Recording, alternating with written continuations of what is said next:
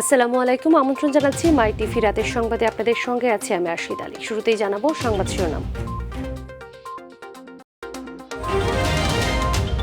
করোনায় আরও 50 জনের মৃত্যু। লকডাউনে কাল থেকে জেলায় জেলায় গণপরিবহন চলবে, বন্ধ থাকবে দূরপাল্লার বাস, ট্রেন ও লঞ্চ। মেডিকেল বোর্ডের সিদ্ধান্ত আর সরকারের সদিচ্ছার উপর নির্ভর করছে খালেদা জিয়ার বিদেশে চিকিৎসা, জানালেন মির্জা ফখরুল। মহামারীতেও ঈদকে ঘিরে উৎসবমুখর ফ্যাশন হাউস, স্বাস্থ্যবিধি না মানলে মার্কেট দোকান বন্ধের হুঁশিয়ারি মেয়র আতিকের। সিলেটে পুলিশ ফাঁড়িতে বহুল আলোচিত রায়হান হত্যা মামলায় পিবিআইয়ের চার্জশিট দাখিল, এসআই আকবর সহ 6 জন অভিযুক্ত।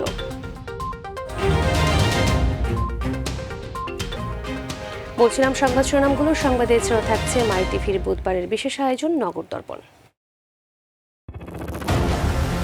কেউই উদ্যোগ নেয় না, আসে পট্টি লাগায়। গাড়ি ঘোড়া অনেক সময় অ্যাক্সিডেন্ট হয়ে যায় পানির মধ্যে। এবারে বিস্তারিত। দেশে করোনায় একদিন আরও 50 জনের মৃত্যু হয়েছে, যা গত 5 সপ্তাহের মধ্যে সর্বনিম্ন। এর আগে কম মৃত্যুর খবর এসেছিল 30 মার্চ, সেদিন মারা যায় 45 জন। এরপর 35 দিনের মৃতের সংখ্যা 50-এর নিচে নামেনি। স্বাস্থ্য অধিদপ্তর জানিয়েছে, গত 24 ঘন্টায় আরও 1742 জনের দেহে করোনা ভাইরাসের সংক্রমণ ধরা পড়েছে। নতুন রোগীদের নিয়ে দেশে শনাক্ত রোগীর সংখ্যা বেড়ে হয়েছে 7,67,338 জন, আর করোনায় মৃতের সংখ্যা দাঁড়ালো 11,755 জন। গত 24 ঘন্টায় নমুনা পরীক্ষা করা হয়েছে 20,284টি। এর মধ্যে আক্রান্ত 1,742 জন। নমুনা পরীক্ষার বিবেচনায় আক্রান্তের হার 8.59%।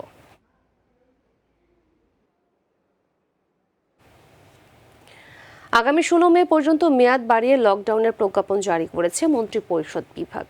কাল থেকে জেলায় জেলায় অভ্যন্তরীণ রুটে চলাচল করবে বাস, তবে বন্ধ থাকবে দূরপাল্লার বাস, ট্রেন ও লঞ্চ চলাচল।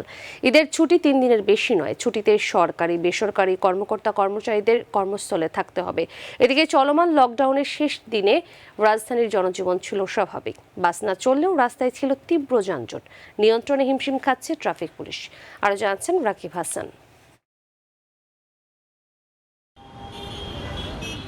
করোনার সংক্রমণ রোধে সরকারের জারি করা বিধিনিষেধ উপেক্ষা করেই রাস্তায় অবাধে চলছে যানবাহন। নগরীর গুরুত্বপূর্ণ পয়েন্টগুলোতে নেই চেকপোস্ট ও পুলিশি তল্লাশি। জিরো পয়েন্ট সহ বেশ কয়েকটি এলাকা ঘুরে দেখা যায় গণপরিবহন না চললেও রিক্সা, ভ্যান, সিএনজি, মোটরসাইকেল সহ প্রাইভেট কারের কারণে তীব্র যানজটে নাকাল রাজধানীবাসী। ঈদকে সামনে রেখে রাস্তায় বেরিয়েছে নিম্ন আয়ের মানুষগুলো। জীবন বাঁচাতেই যেন জীবিকার সাথে তাল মিলাচ্ছে তারা। ঈদের জন্য টাকা পয়সা লাগবে সামনে, এই জন্য আমাদের রাস্তায় বের হতে হয়েছে। জীবন জীবিকার তাগিদে বেরোতে হয়েছে। লকডাউনে কর্মহীন হয়ে পড়া নিজেদের অসহায়ত্বের কথা মাই টিভির সামনে তুলে ধরেন খেটে খাওয়া মানুষগুলো। চাকা যদি না করে তাদের আমাদের কোনো খাবার জুটবে না। খরচা মরচা আছে, বাসা ভাড়া দিতে হয়। ঈদকে সামনে রেখে কঠোর নজরদারি থাকলেও লকডাউনে কিছুটা শিথিলতার কথা জানান আইন শৃঙ্খলা রক্ষাকারী বাহিনীর সদস্যরা। আপনারা যতটুকু পারেন ভিতরে থাকেন এবং প্রয়োজন গেলেই শুধু বের, অপ্রয়োজন আপনারা বের হবেন না। গণপরিবহন চলাচলের অনুমতি দিয়ে লকডাউনের মেয়াদ 16 মে পর্যন্ত বৃদ্ধি করে নতুন প্রজ্ঞাপন জারি করেছে মন্ত্রিপরিষদ বিভাগ। প্রজ্ঞাপনে বলা হয়েছে, সব সরকারি, আধা সরকারি, স্বায়ত্তশাসিত ও বেসরকারি অফিস এবং ব্যাংক ও আর্থিক প্রতিষ্ঠানের কর্মকর্তা কর্মচারীরা ঈদের ছুটিতে আবশ্যিকভাবে নিজ কর্মস্থলে অবস্থান করবেন। দোকান, শপিং মল আগের মতো সকাল 10টা থেকে রাত 8টা পর্যন্ত খোলা রাখা যাবে। আন্তজেলা গণপরিবহন বন্ধ থাকবে, তবে 5 মের পর যথাযথ স্বাস্থ্যবিধি প্রতিপালন সাপেক্ষে জেলার অভ্যন্তরে গণপরিবহন চলাচল করতে পারবে। ট্রেন ও লঞ্চ চলাচল আগের মতোই বন্ধ থাকবে। মাস্ক ব্যবহার শতভাগ নিশ্চিত করতে হবে। কোভিড-19 প্রতিরোধে সিটি কর্পোরেশন, জেলা সদর, পৌরসভা এলাকায় বাধ্যতামূলক মাস্ক পরিধান, সামাজিক দূরত্ব বজায় রাখা সহ অন্য স্বাস্থ্যবিধি প্রতিপালনের জন্য তথ্য মন্ত্রণালয় এবং সংশ্লিষ্ট সিটি কর্পোরেশন, পৌরসভা মাইকিং সহ ব্যাপক প্রচার প্রচারণার ব্যবস্থা নেবে। রাকিব হাসান, মাই টিভি, ঢাকা। করোনায় আক্রান্ত খালেদা জিয়া অত্যন্ত অসুস্থ অবস্থায় চিকিৎসাধীন আছেন জানিয়ে বিএনপি মহাসচিব মির্জা ফখরুল ইসলাম আলমগীর বলেছেন, মেডিকেল বোর্ডের সিদ্ধান্তের উপর নির্ভর করছে খালেদা জিয়ার বিদেশে চিকিৎসার বিষয়টি। আর বিদেশে যেতে পারবেন কিনা তা নির্ভর করছে সরকারের সদিচ্ছার উপর। তবে এ নিয়ে কোনো সিদ্ধান্ত বা আলোচনা এখনো হয়নি বলে জানান তিনি। টেলিফোনে এবং ভার্চুয়াল আলোচনায় এসব কথা জানান মির্জা ফখরুল। মাহবুব সৈকতের রিপোর্ট। করোনা সংক্রমিত হয়ে চিকিৎসা নিতে ভর্তি হওয়ার পর শ্বাসকষ্ট দেখা দেয় 3 দিন ধরে এভারকেয়ার হাসপাতালের সিসিইউতে চিকিৎসাধীন বিএনপি চেয়ারপারসন খালেদা জিয়া। শ্বাসকষ্ট বাড়লে তাকে দেয়া হয় অক্সিজেন। তবে পরবর্তী দুদিনে অবস্থা অপরিবর্তিত থাকায় আলোচনায় আসে খালেদা জিয়াকে বিদেশে নিয়ে চিকিৎসার বিষয়টি। টেলিফোনে দলের মহাসচিব সাফ জানিয়ে দিলেন, এ ধরনের সিদ্ধান্ত কেবলই চিকিৎসকদের পরামর্শ অনুযায়ী হবে, আর বিদেশ যাওয়াটা সরকারের সদিচ্ছার উপর নির্ভর করবে। খবর নিলাম, খবর নেই, তো বললেন যে এখন স্টেবল আছেন, এখনো ওই রকমই আছেন। মেডিকেল বোর্ড যদি বলে যে না, তাকে এখন এখানে রাখা যাবে না, বিদেশে নিতে হবে, তখন আমরা ব্যবস্থা নেওয়ার চেষ্টা করবো। তারপরে সেটা ডিপেন্ড করবে গভর্নমেন্টের উপর। ভার্চুয়াল মাধ্যমে জিয়াউর রহমান ফাউন্ডেশন ট্রিটমেন্ট অ্যাপসের উদ্বোধনী অনুষ্ঠানে খালেদা জিয়ার শারীরিক অবস্থার কথা তুলে ধরেন তিনি। চেয়ারম্যান দেশনেত্রী বেগম খালেদা জিয়া, যিনি অত্যন্ত অসুস্থ অবস্থায় হাসপাতালে আছেন, আশু রোগ মুক্তির জন্য দেশবাসীর কাছে দোয়াও চান মির্জা ফখরুল। আল্লাহর কাছে দোয়া করি আল্লাহ যেন তাকে রোগ মুক্ত করেন। মাহবুব সৈকত, মাই টিভি, ঢাকা। এক এক সময় এক এক আন্দোলনে ভর করে ষড়যন্ত্রমূলক তৎপরতায় লিপ্ত হয়ে করোনার সংকটেও বিএনপি সহিংসতার উস্কানি দিচ্ছে বলে অভিযোগ করেছেন আওয়ামী লীগ সাধারণ সম্পাদক ওবায়দুল কাদের। আর তথ্যমন্ত্রী হাসান মাহমুদ বলেছেন, হেফাজত নেতারা যতই সরকারের দ্বারে দ্বারে ঘুরুক, তাতে আইনি ব্যবস্থা বন্ধ হবে না। রাজধানীতে পৃথক সভায় তারা এসব কথা বলেন। সাইদুর রহমান আবির জানাচ্ছেন বিস্তারিত। পবিত্র মাহে রমজান উপলক্ষে অসহায় মানুষের মাঝে খাদ্য সামগ্রী প্রদান এবং করোনা সংকট মোকাবেলায় বিভিন্ন হাসপাতালে অক্সিজেন সরবরাহ করে বাংলাদেশ আওয়ামী লীগের ত্রাণ দুর্যোগ উপকমিটি। বঙ্গবন্ধু এভিনিউ দলের কেন্দ্রীয় কার্যালয়ে এই অনুষ্ঠানে ভার্চুয়ালি অংশ নেন আওয়ামী লীগ সাধারণ সম্পাদক ওবায়দুল কাদের। করোনা সংকটেও বিএনপি সহিংসতার উস্কানি দিচ্ছে বলে অভিযোগ করেন তিনি।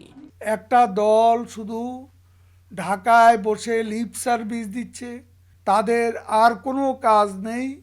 তারা আজকে এক এক সময় এক এক আন্দোলনের উপর ভর করে তারা আজকে ষড়যন্ত্রমূলক তৎপরতা লিপ্ত হচ্ছে, আজকে সহিংসতার উস্কানি দিয়ে যাচ্ছে। মাহে রমজান ও পবিত্র ঈদ উল ফিতর উপলক্ষে অসহায় দরিদ্র মানুষের মাঝে প্রধানমন্ত্রীর ঈদ উপহার পৌঁছে দিতে বঙ্গবন্ধু এভিনিউ প্রাঙ্গণে কৃষক লীগের এই আয়োজন।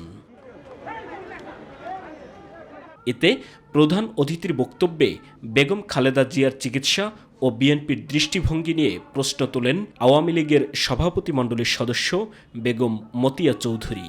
একমাত্র খালেদা জিয়ার চিকিৎসা ছাড়া বাংলাদেশে আর কোনো চিকিৎসার দরকার নাই।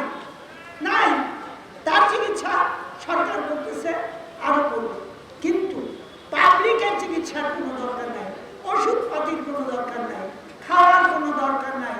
এটা কি দৃষ্টিভঙ্গি আমি ঠিক বুঝে উঠতে পারলাম না। সরকারের সাথে আলোচনার পাশাপাশি হেফাজতের যারা সহিংসতায় জড়িত তাদের বিরুদ্ধে আইনি ব্যবস্থা অব্যাহত থাকবে বলে জানান তথ্যমন্ত্রী ডক্টর হাসান মাহমুদ। রাষ্ট্রমন্ত্রীর সাথে মাসের মধ্যে তারা দেখা করে, সরকারের মন্ত্রীর সাথে যে কোনো সময় তারা দেখা করতেই পারে। সরকারের সাথে আলোচনা করতে চাইলে যে কেউ আলোচনা করতেই পারে, তবে এই দেখা সাক্ষাতের কারণে এই দুষ্কৃতিকারীদের বিরুদ্ধে যে ব্যবস্থা গ্রহণ, এটি ব্যাহত হবে না, এটি অব্যাহত থাকবে। এদিকে পবিত্র মাহে রমজান উপলক্ষে অসহায় দুস্থ ও গরিব মানুষের মাঝে ইফতার সামগ্রী বিতরণ করেছে ঢাকা মহানগর উত্তর যুবলীগ। সাইদুর রহমান আবির, মাই টিভি, ঢাকা।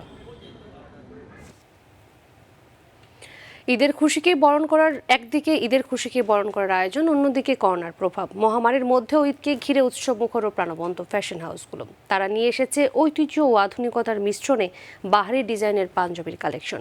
ক্রেতারাও ছুটছেন সেদিকে, তবে উপেক্ষিত হচ্ছে স্বাস্থ্যবিধি। শিউলি রোজার রিপোর্ট। ঈদের দিন পাঞ্জাবি পরার রেওয়াজ বহু পুরনো, ছেলেদের তাই ঈদে চাই নতুন পাঞ্জাবি। ক্রেতাদের চাহিদার কথা বিবেচনা করে ফ্যাশন হাউসগুলো প্রতি ঈদেই আনে নতুন ডিজাইনের পাঞ্জাবি। তবে করোনা মহামারীর মধ্যে এবার পরিস্থিতি ভিন্ন। আসলে আমাদের মুসলমানের একটা ধর্মীয় উৎসব হিসাবে আমরা পাঞ্জাবি না হইলে মনে হয় যে ঈদটা পরিপূর্ণ হয় না। বাঙালি সংস্কৃতির একটা ঐতিহ্য, সেজন্য আমরা পাঞ্জাবিটাই ঈদের সময় সবচেয়ে বেশি ইউজ করি। এবছর ডিজাইন, আবহাওয়া ও সংস্কৃতিকে বিবেচনা করেই গরমের কারণে এবার সুতিকেই প্রাধান্য দিয়েছে বেশিরভাগ ফ্যাশন হাউস। সিম্পলের মধ্যে অনেক সুন্দর সুন্দর পাঞ্জাবি আছে এবং গরমের পারপাসে অনেক সফট ফেব্রিক্সে ভ্যারাইটিস ডিজাইন আছে আমাদের ম্যাক্সিমামই দেখেন এগুলো যা দেখতেছেন গর্জিয়াস আগের বার যেমন কাতানের ছিল, এখন কিন্তু ম্যাক্সিমাম কটনের, যাতে মানুষ পরে কমফোর্টেবল ফিল করে। করোনার কারণে যারা শোরুমে এসে কিনতে চান না তাদের জন্য রয়েছে অনলাইনে কেনার সুযোগ। করোনা সিচুয়েশনে অনেকে মার্কেটে আসতে চাচ্ছে না, অনেকে বাসায় থাকতে চাচ্ছে, তাদের জন্য আমরা অনলাইনে প্রোডাক্টগুলি ডেলিভারি দিয়ে থাকি। এছাড়াও বাহারি কালেকশনের মধ্যে বিশেষ ছাড় রেখেছে ফ্যাশন হাউসগুলো। শিউলি রোজা, মাই টিভি, ঢাকা। স্বাস্থ্যবিধি না মানলে মার্কেট দোকান বন্ধ করে দেওয়ার হুঁশিয়ারি দিয়েছেন ঢাকা উত্তর সিটি কর্পোরেশনের মেয়র আতিকুল ইসলাম। বিকেলে গুলশান ডিএনসিসি মার্কেটের স্বাস্থ্যবিধির বিষয়ে ভ্রাম্যমাণ আদালত নিয়ে উপস্থিত হন তিনি। এ সময় মাস্ক না পরে দোকান পরিচালনা করায় কয়েকজন দোকানিকে জরিমানা এবং কয়েকটি দোকান সাময়িকভাবে বন্ধ করে দেওয়া হয়। পরে ব্যবসায়ীদের উদ্দেশ্যে মেয়র বলেন, যেসব শর্তে দোকান ও মার্কেট খোলার অনুমতি দেওয়া হয়েছে তা ভঙ্গ করেছেন অনেক ব্যবসায়ী। এভাবে চলতে থাকলে কঠোর পদক্ষেপ নেওয়ার কথা জানান আতিকুল ইসলাম।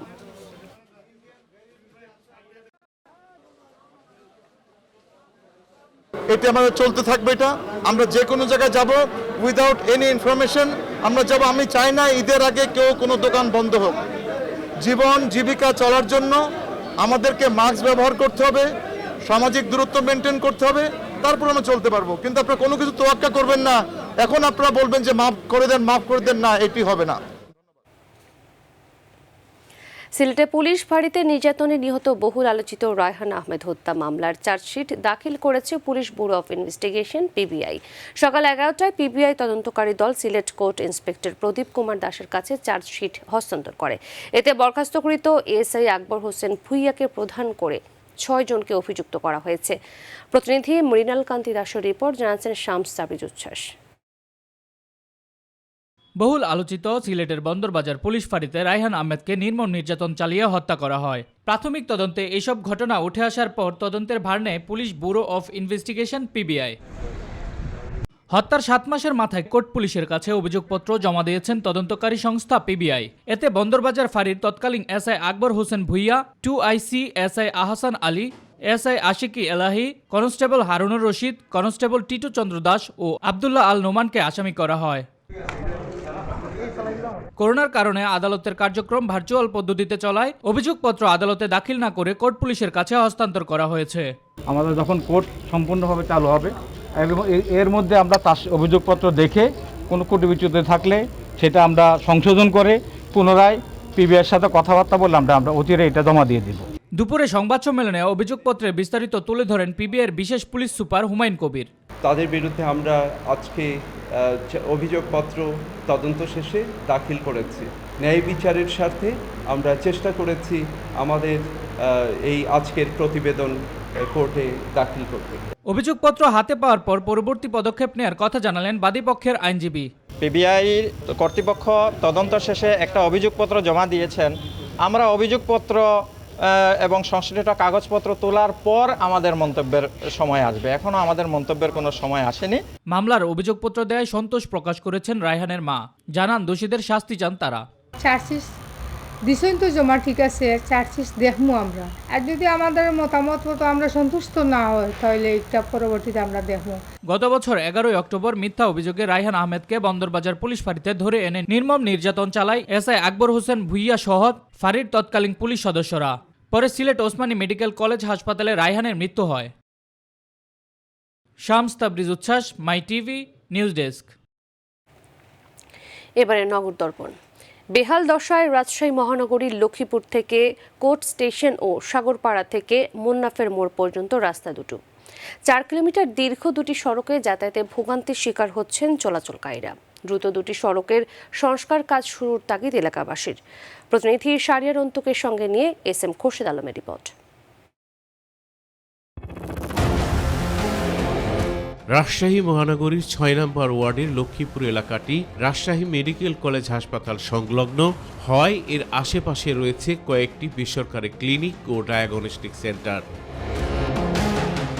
প্রতিদিন জেলা শহর থেকে কয়েক হাজার রোগী চিকিৎসা নিতে আসেন এসব সেবা কেন্দ্রে, কিন্তু প্রতিষ্ঠানগুলোর সামনের রাস্তার বেহাল দশায় প্রায়ই তাদের পড়তে হয় ভোগান্তিতে। রাস্তাটা এখানে ভাঙাচোরা আছে, অনেক লোকেরই সমস্যা হয়। গাড়ি ঘোড়া অনেক সময় অ্যাক্সিডেন্ট হয়ে যায় পানির মধ্যে। সব জায়গার মানে গলির রাস্তাগুলো ঠিক করছে, কিন্তু এখানকার রাস্তাগুলো ঠিক করছে না। মাঝে মধ্যে সড়কটি সংস্কার কাজ হলেও তা টেকসই না হওয়ায় ঘটছে একই দৃশ্যের পুনরাবৃত্তি। কোনোদিনই দেখি না যে এটা ঠিক হয়েছে, ভালো হয়েছে। এই মাঝে মাঝে দেখি যে আসে আরে পট্টি মট্টি লাগাই, আর এই মানুষের দুর্ভোগ হয়। চলাচলে অনেক সমস্যা হয়, পানি আসলে তো একদম ভরে যায় পানিতে, এটা হাঁটা যায় না। এদিকে 23 নম্বর ওয়ার্ডের মধ্যে সাগরপাড়া থেকে টিকাপাড়া গোরস্থান পর্যন্ত রাস্তাটির দশাও নাজুক। সামান্য বৃষ্টিতে জমে যায় হাঁটু পানি। কেউই উদ্যোগ নেয় না।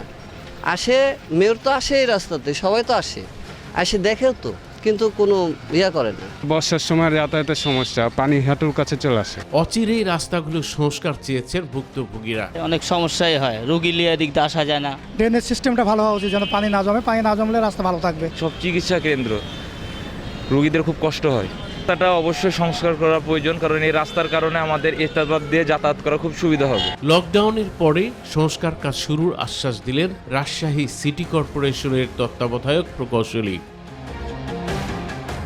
SM খুরশেদ আলম, মাই টিভি। রাজধানী মগবাজারের ইফতারের দোকানগুলোতে এখনও চলছে ক্রেতার খরা। প্রয়োজন আর স্বাদে ভিন্নতা আনতেই কিনছেন কেউ কেউ। লকডাউন শিথিল হলেও ক্রেতাদের সাড়া না থাকায় লোকসানের আশঙ্কা দোকানীদের। SM আরিফের রিপোর্ট। রমজানের 22তম দিনেও তেমন ক্রেতা নেই মগবাজারের ইফতারের দোকানে। ইফতার সামগ্রী সাজানো থাকলেও যেন আগ্রহ নেই ক্রেতাদের। যারাও আসছেন তাদের কেউ অতি প্রয়োজন, আবার কেউ স্বাদে বৈচিত্র্যতা আনতে।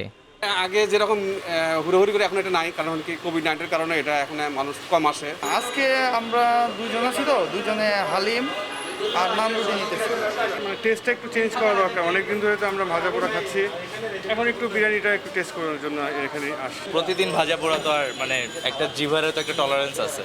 রমজানের শেষ দিকেও ক্রেতা সাড়া না মেলায় সংশয়ে বিক্রেতারা। এমনি তো কাস্টমার নাই, তো ভিতরে তো কাস্টমার আসেই না। বাইরে থাকলে একটু ব্যস্ত কিনা হয়তো কোনো রকম, তাও হচ্ছে না। এখন আমাদের খরচ এখন বর্তমানে ওঠে না। স্টাফের বেতন, ঘর ভাড়া, বাড়ি ভাড়া, কারেন্ট বিল, এগুলো সব রেন্ট করে দিতেছে। মহামারী কাটিয়ে আবারও স্বাভাবিক হোক পৃথিবী, এমনটাই চাওয়া সকলের। SM আরিফ, মাই টিভি, ঢাকা। রাজধানীর মোহাম্মদপুরের বসিলা ব্রিজ এলাকা থেকে বেদের ছদ্মবেশে মাদক পাচারের সময় ৭৭,০০০ পিস ইয়াবা সহ মাদক কারবারি চক্রের ৫ সদস্যকে গ্রেফতার করেছে র্যাব। র্যাবের মিডিয়া সেন্টারের সংবাদ সম্মেলনে র্যাব ২-এর অধিনায়ক লেফটেন্যান্ট কর্নেল ইমরান উল্লাহ জানান, মঙ্গলবার অভিযান চালিয়ে তাদের আটক করা হয়। তিনি বলেন, চোরা চালানে প্রচলিত রুটের বাইরে গিয়ে নদী পথকে বেছে নেয় মাদক কারবারিরা। আইনশৃঙ্খলা বাহিনী আগে এ ধরনের কৌশলের মুখোমুখি হয়নি।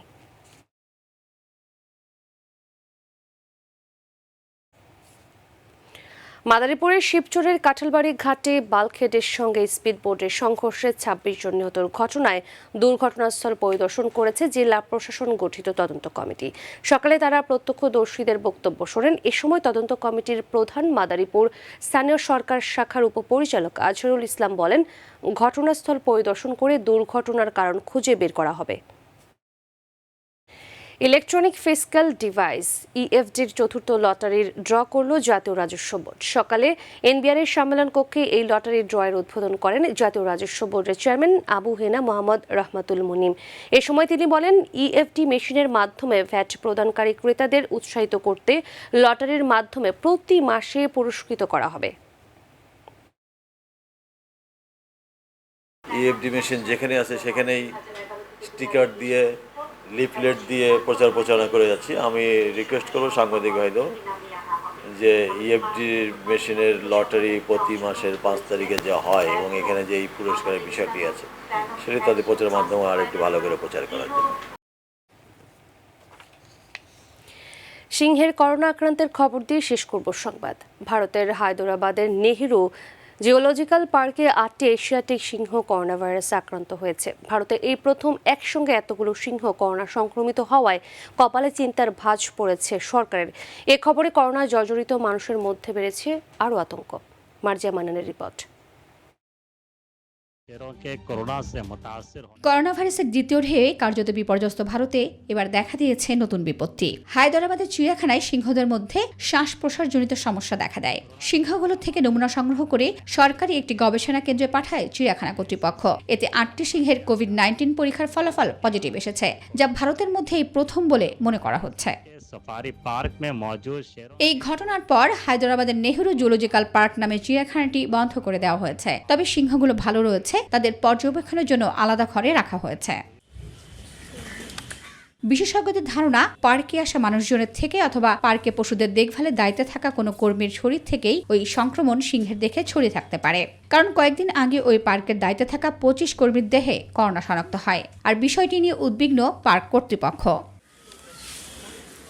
তবে দেশটির পরিবেশ, বন ও জলবায়ু বিষয়ক মন্ত্রণালয় জানিয়েছে, গত বছর থেকে বিশ্বজুড়ে চিড়িয়াখানাগুলোতে যত প্রাণী করোনায় আক্রান্ত হয়েছে সেগুলো থেকে ভাইরাসটি মানুষের শরীরে সংক্রমিত হওয়ার কোনো প্রমাণ এখনো পাওয়া যায়নি। মার্জিয়া মান্নান, মাই টিভি। এর সঙ্গে শেষ করছি সংবাদ, তবে যাবার আগে সংবাদ শিরোনামগুলো জানিয়ে দিচ্ছি আরও একবার। করোনায় আরও 50 জনের মৃত্যু। লকডাউনে কাল থেকে জেলায় জেলায় গণপরিবহন চলবে, বন্ধ থাকবে দূরপাল্লার বাস, ট্রেন ও লঞ্চ। মেডিকেল বোর্ডের সিদ্ধান্ত আর সরকারের সদিচ্ছার উপর নির্ভর করছে খালেদা জিয়ার বিদেশে চিকিৎসা, জানালেন মির্জা ফখরুল। মহামারীতেও ঈদকে ঘিরে উৎসবমুখর ফ্যাশন হাউস, স্বাস্থ্যবিধি না মানলে মার্কেট দোকান বন্ধের হুঁশিয়ারি মেয়র আতিকের। সিলেটে পুলিশ ফাঁড়িতে বহুল আলোচিত রায়হান হত্যা মামলায় পিবিআই এর চার্জশিট দাখিল, এসআই আকবর সহ 6 জন অভিযুক্ত। তৃতীয়বারের মতো পশ্চিমবঙ্গের মুখ্যমন্ত্রী হিসেবে শপথ নিলেন মমতা বন্দ্যোপাধ্যায়, করোনার কারণে সীমিত আয়োজন। এবং পিএসজিকে হারিয়ে চ্যাম্পিয়ন্স লিগে প্রথমবারের মতো ফাইনালে উঠল ম্যানচেস্টার সিটি।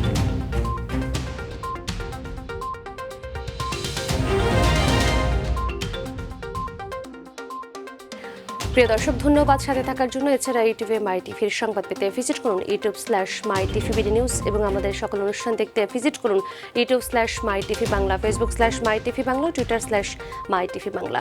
আমাদের পরবর্তী সংবাদ দেখার আমন্ত্রণ জানিয়ে বিদায় নিচ্ছি আমি আশিদ আলী। প্রিয় দর্শক, করোনার সংক্রমণ রোধে সবাই সতর্ক থাকুন, স্বাস্থ্যবিধি মেনে চলুন।